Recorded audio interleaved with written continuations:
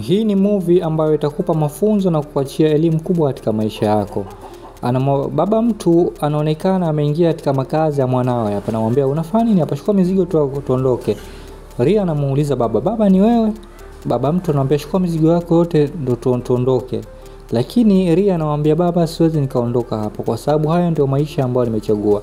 Baba mtu anamwambia umechagua maisha haya, unachaguaje maisha ya dhiki ambayo hayana lolote katika maisha yako? Hem, twende tukaishi maisha mazuri nyumbani. Unamchaguaje huyu mtu ambaye hana chochote ambacho ataweza kukupatia katika maisha yako? Kwa hiyo baba mtu pale anaendelea kwa kumlaumu mwanae kwa nini ameweza kuchagua maisha haya mabovu ambayo hayana thamani yote. Lakini Ria anaendelea kumwambia baba, haya ndio maisha ambayo nimechagua, na nimechagua kuishi kwa furaha kuliko kuishi maisha mazuri lakini hayana furaha hata moja. Baba mtu anarudia pale pale, utaona, na nakupa siku 4 tu uweze kuona haya maisha jinsi gani ataweza kukupeleka. Ria bado anarudia pale pale, anamwambia baba, mimi sitaweza kabisa kuacha maisha yangu haya kwa sababu haya ndio maisha pekee ambayo yananipatia furaha kuliko wale maisha ambayo nilikuwa naishi mwanzo. Baba mtu anamrudia Sanji anamwambia kwamba wewe ndio ambao umemroga mwanangu. Sasa hebu uniambie ni kiasi gani unahitaji nikupatie ili uweze kuachana na mwanangu. Saini hapa, eka maelezo hapa, uniambie kiasi gani unataka. Baba Sanji anamuuliza baba mtu kwamba je, nikiweka hii ndio utaniacha mimi niweze kuishi maisha yangu? Sanji anasema ndio. Na Ria anamwangalia Sanji kwa makini kwa kuhofia kwamba Sanji ataweza kumwacha Ria. Lakini Sanji anaokota karatasi na kusaini.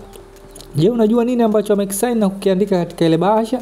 Sasa ubaya zaidi baba mtu anaangalia baada ya Sanji kumaliza kuiandika ile karatasi, anamkabidhi baba Ria.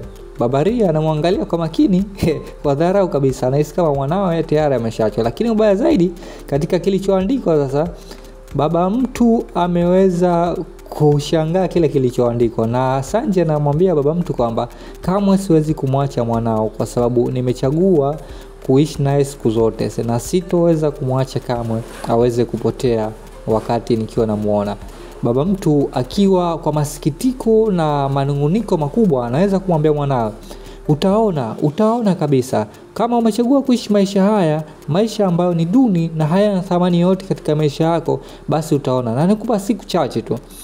Ria pamoja na Sanji wakabakia huku wakijiuliza maswali kibao, lakini Ria akamwambia kwamba sikutarajia kama utaweza kuandika kitu kizuri ambacho kimeweza kunipa matumaini. Na Sanji akamwambia Ria kwamba wewe ndio mtu pekee ambaye ninakutegemea, na wewe ndio mtu pekee ambaye una thamani kubwa katika maisha yangu.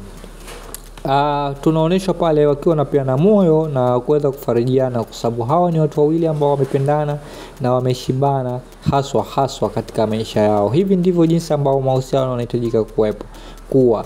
Sio kwamba inatokea changamoto unaweza kumdharau, kumtenga mwenzako.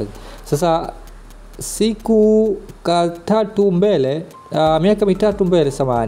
anaonekana kwamba baba Ria amekuja nyumbani kwa Ria akiwa amezofika kabisa, huku akiwa na mawazo kibao. Sasa Ria anampokea kwa huruma sana na kumshangaa babake. Baba, umefanya nini? Mbona uko hivi na umezofika sana? Lakini uzuri zaidi, Ria ana moyo wa huruma na kumkaribisha ndani. Baada ya kukaa naye kwa muda mfupi katika meza, Ria amekaa na baba yake, ndipo anaanza kumhadisia sasa jinsi hali halisi ya maisha yake baba mtu ilivyo tangu pale ambapo wameweza kuachana. Movie inaendelea kwamba baba Ria anamwambia mwanawe, mwanangu, naomba unisamehe sana kwa sababu sikuweza kujua kwamba ni jinsi gani mwanangu utaweza kuishi maisha ya furaha na maisha yangu ataweza kushuka kiasi hiki. Niliona kwamba pesa ndo kila kitu, ufahari ndio kila kitu katika maisha hii. Lakini kwa sasa ndio nimejifunza uhalisia wa maisha, jinsi tunavyohitajika kuishi na jinsi ambavyo tunahitajika kuwapa nafasi watoto wetu katika haya maisha. Kwa hiyo naomba sana unisamehe mwanangu kwa yote yale ambayo nimekukosea, sababu na mimi ni binadamu, nimeteleza mwanangu. Basi safisha moyo wako uweze kunielewa mwanangu. Ria akiwa katika masikitiko kabisa na kumwonelea huruma, baba ni baba tu, hata afanye nini basi huwezi kumdharau.